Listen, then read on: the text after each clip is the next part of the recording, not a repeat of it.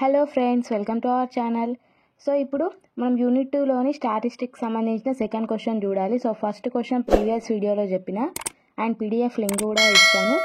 Second question చూసే ముందు so మనం ఫోర్త్ క్వశ్చన్ రిలేటెడ్ కొన్ని బేసిక్ టర్మ్స్ ఉంటాయి కదా, సో ఆ లెసన్కి సంబంధించి ఆ బేసిక్ టర్మ్స్ అవి బండ గుర్తులాగా, సో అవి తెలుసుకుంటేనే ఇవి అర్థమవుతాయి, లేకుంటే అంత పైన పైన అర్థమైతే సో క్లారిటీ ఉండదు. సో క్లారిటీ కోసం క్లాసు, ఫ్రీక్వెన్సీ, ఆర్డర్ అలాంటి బేసిక్ టర్మ్స్ చెప్తున్నా. అవి ఇంపార్టెంట్ కాదు అని అనుకోకండి. సో ఏదైనా ఫుల్ హార్డ్ ఇచ్చిర్రు అనుకో పేపరు, సో మా డిగ్రీ అప్పుడు కొంచెం పేపర్ లీక్ అయ్యింది అని చెప్పి పేపర్ సడన్గా మారింది. ఆ ఎగ్జామ్ రోజే సడన్గా పేపర్ మారి ఆ క్వశ్చన్ ఇచ్చారు. సో ఆ బేసిక్ టర్మ్స్ కూడా వచ్చాయి. సో ఇవి basic terms: attribute, class definition, positive class, negative class. So ఇవి ఇస్తారు. సో 4 మార్క్స్కి 4 డెఫినేషన్స్ కలిపి ఇలా ఇస్తారు. 8 మార్క్స్కి కూడా ఇవ్వచ్చు. సో ఫస్ట్ ఇదంతా పక్కకు పెట్టేసి సో వీడియోలోకి వెళ్ళిపోదాం. ఆట్రిబ్యూట్ అంటే ఏంటి? సో మన లెసనే యూనిట్ 2 ఆట్రిబ్యూట్కి సంబంధించింది కదా. సో ఆట్రిబ్యూట్ అంటే ఏంటో చూద్దాం. ఆట్రిబ్యూట్ డెఫినేషన్ ఏంటి అంటే, attribute means qualitative characteristic. So characteristic అంటే ఏంటి? సో మన క్యారెక్టర్, సో మనం అందంగా ఉన్నామా, అందంగా లేమా, వైట్ ఉన్నామా, బ్లాక్ ఉన్నామా, సన్న ఉన్నామా, ఎలా ఉన్నామని మన క్యారెక్టరిస్టిక్ చెప్తుంది. సో క్వాలిటేటివ్ క్యారెక్టరిస్టిక్ని చెప్పేదే ఆట్రిబ్యూట్స్. సో వీటిని మెజర్ చేయలేము కదా. సో మనం ఎంత అందంగా ఉన్నామని మెజర్ చేస్తామా? మెజర్ చేయం కదా. సో మెజర్ చెయ్యరా అని మన క్యారెక్టరిస్టిక్స్ ఉంటాయి కదా, అవే ఆట్రిబ్యూట్స్. సో బ్యూటీ కానీ, సో మనకు ఇంటెలిజెన్స్ ఉంది, సో నాకు జీకే నాలెడ్జ్ ఉంది, సో నాకు ఒక 1/2 kg జీకే నాలెడ్జ్ ఉంది, లేకుంటే 20% జీకే నాలెడ్జ్ ఉంది అని అలా చెప్తామా? సో అలా చెప్పాం కదా. సో అట్లా మెజర్ చేయలేని క్యారెక్టరిస్టిక్స్ ఉంటాయి కదా, క్వాలిటేటివ్వి.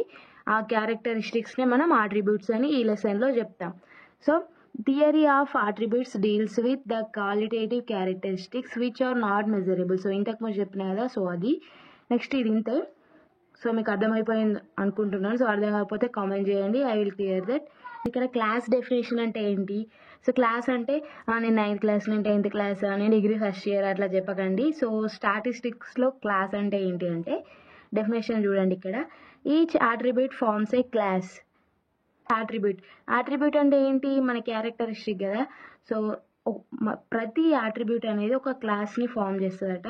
సో క్లాస్ అనేది divided into 2 types: positive class, negative class. So positive class, negative class అంటే ఏంటి? పాజిటివ్ క్లాస్ అంటే the capital letters ABCD etcetera represents the presence of an attribute. So ఇప్పుడు మనం ఒక ప్రాబ్లం తీసుకున్నాం. సో అక్కడ ఇంటెలిజెన్స్ ప్రజెంట్ ఉంది, ప్రజెంట్ ఉంటే ఏ అని దాన్ని మనం ఇండికేట్ చేస్తాం. సో ఇంటెలిజెన్స్ లేదు, వాడు శుద్ధ మొద్దున్నాడు, వానికి ఆపోజిట్ ఏంటి? ఆల్ఫా. సో వీటి ఏంటి అంటే ABCD. వీటికి ఆపోజిట్ ఏంటి? Alpha, beta, gamma, del. So ఇప్పుడు ఏ అంటే ప్రజెన్స్ ఆఫ్ అన్ ఆట్రిబ్యూట్ కదా. మనం ఆట్రిబ్యూట్ అనేది ఏంటిది? స్టడీని తీసుకుందాం. సో స్టడీ ప్రజెంట్ ఉన్న వాళ్ళని ఏ అని మనం ఇండికేట్ చేస్తే, సో ఇల్లిటరేట్స్ ఉంటారు కదా, సో చదువు రాని వాళ్ళు ఉంటారు కదా, వాళ్ళని ఆల్ఫాతో ఇండికేట్ చేస్తాం. అంటే ఆట్రిబ్యూట్ ప్రజెంట్ ఉన్నదాన్ని ఏతో సూచిస్తే, సో నెక్స్ట్ దానికి ఆపోజిట్ ఆల్ఫా అవుతుంది. సో ఇప్పుడు మనము ఏ అనేవాడిని స్మోకర్గా తీసుకున్నాం. సో ఆల్ఫా అనేటోడు ఏమవుతారు? నాన్ స్మోకర్ అన్నట్టు, ఆపోజిట్. ఏ అనేవాడిని బాయ్గా తీసుకుంటే బాయ్కి ఆపోజిట్ ఏంటి? గర్ల్ కదా. సో ఆల్ఫా అనేది గర్ల్ అవుతుంది. సో అలా అన్నట్టు ఇంకా మీకు పోను పోను అర్థమవుతుంది. సో నెక్స్ట్ నెగటివ్ క్లాస్ అంటే ఏంటి? The Greek letters alpha, beta, gamma etcetera represents absence of an attribute. So attribute అనేది ప్రజెంట్ అయితే పాజిటివ్ క్లాస్ ABCDతో ఇండికేట్ చేస్తాం. నెగటివ్ క్లాస్ అంటే ఆల్ఫా, బీటా, గామా, డెల్. దీన్ని ఆబ్సెంట్ అయితే మనం నెగటివ్ క్లాస్గా చెప్తాం. సో ఎగ్జాంపుల్ చూస్తే మీకు అర్థమవుతుంది, అని అర్థం కాకుండా అడగండి.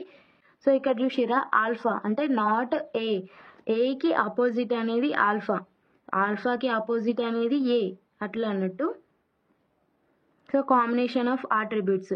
సో కాంబినేషన్ అంటే ఇప్పుడు ఏ అనేది బాయ్ తీసుకున్నాం, ఆల్ఫా అనేది గర్ల్, సో బి అనేది స్మోకర్, బీటా అనేది ఏమవుతుంది, నాన్ స్మోకర్. సో దీనికి కాంబినేషన్ ఉంటుంది కదా, సో ఒకళ్ళు బాయ్ వాడు స్మోక్ చేస్తే ఏ బి అవుతుంది.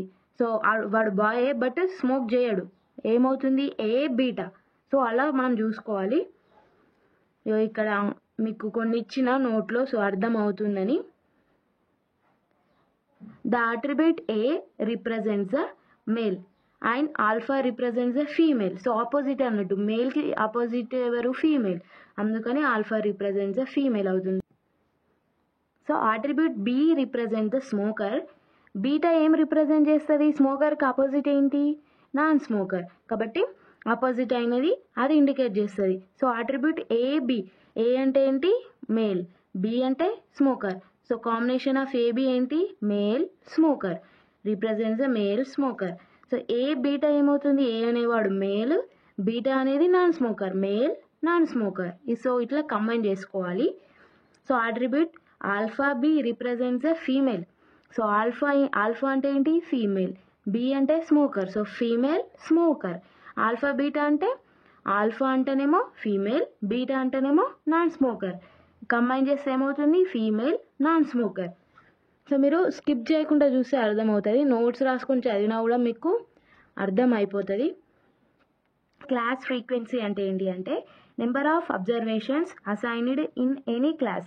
సో ఇప్పుడు మనం అట్రిబ్యూట్ అనేది స్మోకర్ అండ్ నాన్ స్మోకర్ తీసుకున్నాం.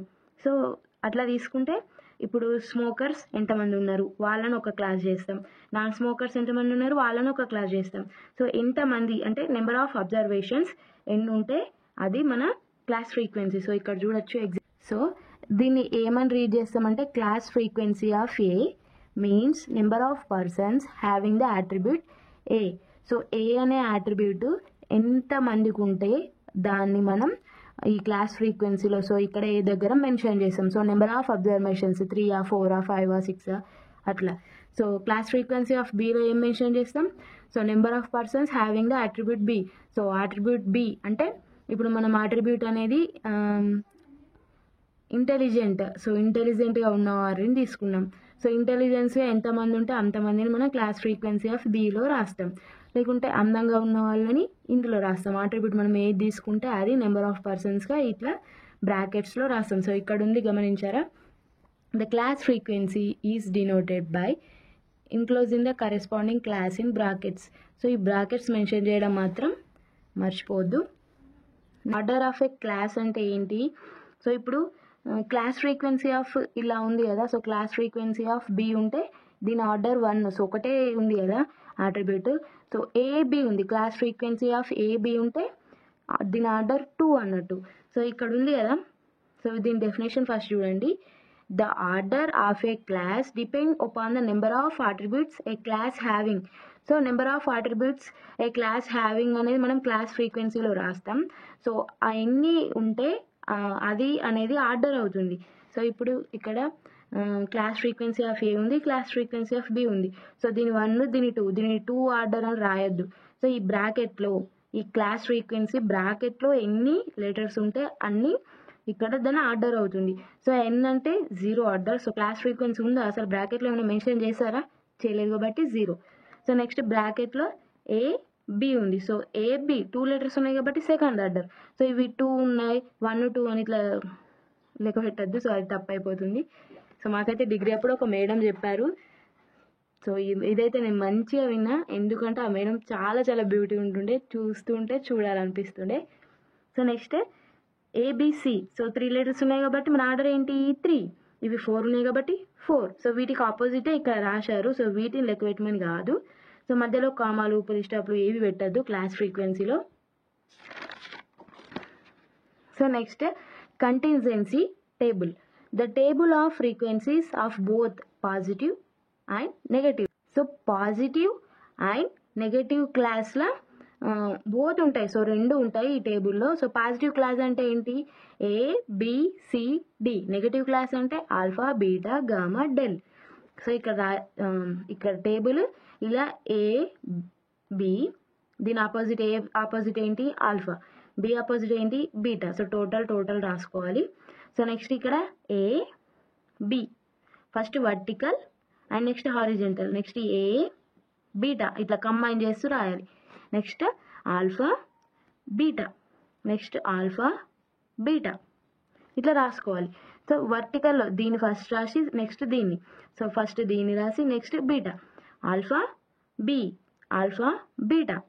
సో ఇక్కడ నెక్స్ట్ టోటల్ బి అవుతుంది, ఎందుకంటే ఏకి ఆపోజిట్ ఏంటి ఆల్ఫా. సో ఇది కట్ అయిపోతే బి మిగిలిపోయి ఇట్లా బి రాస్తారు. సో అలా అనుకోవచ్చు, లేకుంటే బి 2 టైమ్స్ వచ్చింది ఇక్కడ రాసుకుందామని ఇలా అనుకోవచ్చు. సో దీన్ని మొత్తం బైహార్ట్ చేయకుండా ఇట్లా గుర్తుంచుకోవాలి. బైహార్ట్ చేసుకుంటే ఏంటంటే కన్ఫ్యూజ్ అయిపోతాం. So A beta alpha beta అంటే ఏకి ఆపోజిట్ ఆల్ఫా కాబట్టి ఇవి రాయొద్దు. సో బీటా కామన్గా ఉంది కాబట్టి బీటా రాష్ట్రం. సో ఏ ఆల్ఫా ఎన్, సో ఇట్లా, సో ఎన్ అంటే ఏది లేదు అన్నట్టు. సో ఏకి ఆపోజిట్ ఆల్ఫా కాబట్టి ఎన్ అంటే 0 ఆర్డర్ కదా, సో ఇందులో ఏవి లేవు అన్నట్టు, ఇవి క్యాన్సిల్ అయిపోతాయి. So next N is equals to ఇట్లా B plus beta, A plus alpha. So ఇక్కడ ఈ టేబుల్ని ఇక్కడ క్లారిటీతో రాస్తున్నారు. Next A is equals to AB, ఇక్కడ ఉంది కదా, సో ఈ రో రాస్తున్నారు, AB plus A beta. Alpha is equals to alpha B plus alpha beta. Next beta B is equals to AB plus alpha B, beta is equals to A beta plus alpha beta. ఇక్కడ రాస్తారు అన్నట్టు దేని is equal to ఏంటి అని. ఇవి ప్రాబ్లమ్స్లో మనకి use అవుతాయి. So thank you for watching. మన వీడియో నచ్చినట్టయితే లైక్ చేయండి, మీ ఫ్రెండ్స్కి షేర్ చేయండి. ఏమైనా డౌట్ వస్తే కామెంట్ చేయండి, I will clear that. Notes PDF కూడా మెన్షన్ చేస్తున్నాను, చూసుకోండి. Thank you.